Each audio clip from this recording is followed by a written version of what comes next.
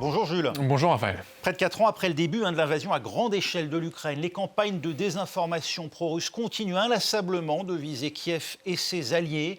Nouvel exemple ces derniers jours avec une accusation de détournement de fonds en très haut lieu. 2 milliards d'euros auraient été détournés par de hauts responsables et militaires ukrainiens et français. C'est ce que prétend démontrer cette vidéo qui est apparue sur les réseaux sociaux à partir du 18 janvier dernier. Une vidéo de 2 minutes environ au style journalistique avec une voix off en français qui annonce donc que l'agence NABU, l'agence anticorruption ukrainienne, a conclu qu'un certain nombre de militaires français et ukrainiens auraient détourné 2 milliards d'euros destinés au paiement de 100 avions Rafale. Un détournement, vous allez le voir sur ces captures d'écran, au profit, selon cette publication, de l'ancien chef de cabinet du président ukrainien, Andriy Yermak, mais aussi du chef d'état-major des armées françaises, Fabien Mandon, présenté comme l'homme, rappelez-vous, qui avait demandé aux Français d'être prêts à donner la vie de leurs enfants dans la guerre contre la Russie. Voilà donc les cibles de cette publication qui justifie son contenu sur la base de cette enquête présentée comme émanant du bureau anticorruption ukrainien, une enquête qui a mis au jour un système de corruption, vous le voyez, et cette prétendue enquête, elle a été largement relayée sur le réseau social X, en particulier dans 2 publications. La première a été vue plus de 3,7 millions de fois. Elle a été partagée par le compte Trump Fact News, qui prétend relayer l'actualité du président américain. Et puis la deuxième, elle a été vue 2,2 millions de fois par un compte qui revendique son soutien au Premier ministre hongrois Viktor Orban.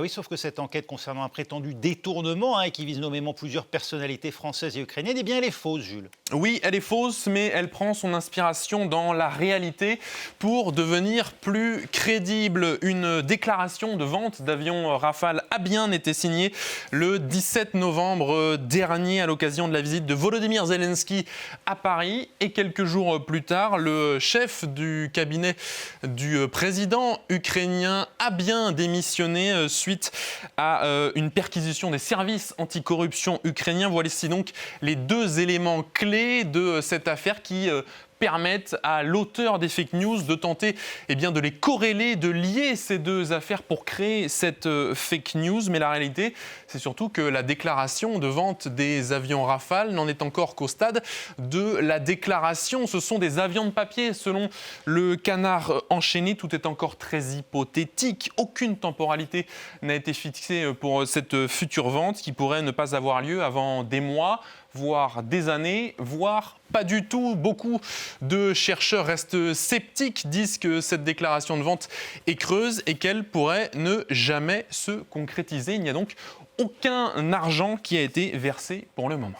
Qu'en est-il alors de cette enquête du Bureau national anticorruption ukrainien que vous citiez au début ? C'est l'autre point qui donne de la crédibilité à cette intox. Les publications dont je vous parlais, elles renvoient à chaque fois à un site qui publie cette prétendue enquête, un site dont vous voyez l'adresse, nabu-gov.com. Et ce site est un faux, c'est une copie, un site miroir comme on les appelle, puisque le véritable site du bureau anticorruption de l'Ukraine, son adresse c'est nabu.gov.ua avec le nom de domaine ukrainien. C'est une précision importante et quand on fouille sur ce site, on ne trouve aucune trace de cette prétendue enquête.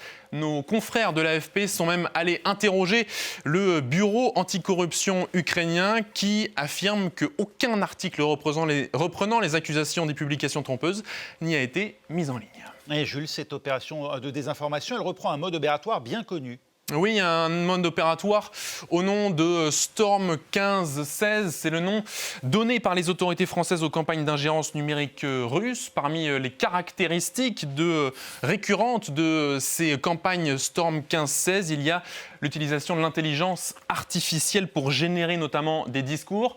Et bingo, quand on analyse, vous savez, la voix off de la vidéo dont je vous parlais tout à l'heure avec l'outil de vérification InVid, 99% de détection. L'audio a très probablement été généré par l'intelligence artificielle. Le recours à des sites miroirs est également un autre élément révélateur.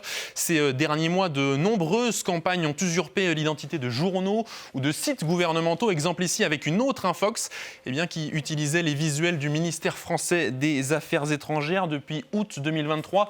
Viginum a détecté des dizaines d'opérations similaires sur le plan politique. Elles visent évidemment à saper le soutien à l'Ukraine dans la population générale. Faites donc bien attention quand vous surfez sur les réseaux sociaux à toujours vérifier les sources. Merci de le rappeler, Jules Boiteau, c'était Info Intox.